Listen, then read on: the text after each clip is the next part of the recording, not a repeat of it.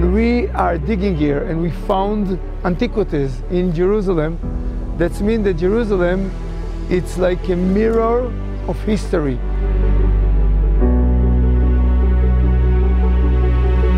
We're standing underneath Wilson's Arch. During the excavations in this area, we exposed these courses of the Western Wall of the Temple Mount. These courses have been covered by soil for the past 1700 years. You could see the very typical margin drafting that looks almost like a picture frame. As archaeologists, we were very excited to expose these stones, also to think how many nations and cultures and people have been here over the past 1700 years, and to be the first to see these stones in such a long time was very, very special.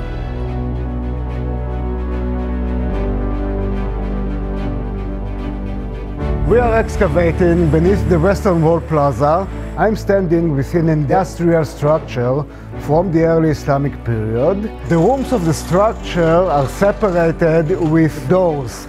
On my left side, we have the remains of a mosaic floor and a system of drainage channels.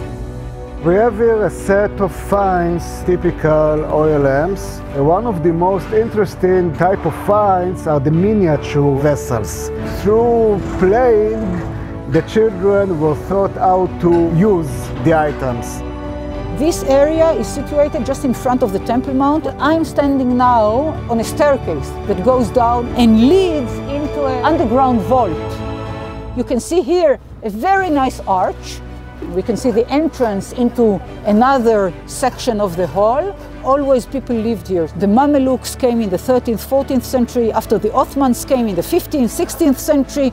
Until 1967, the area was settled.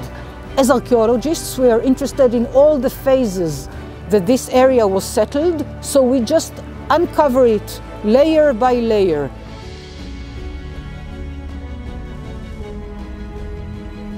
We are entering into a public structure from the second half of the 7th century Common Era. This magnificent structure was used as a public structure as the Governor Palace.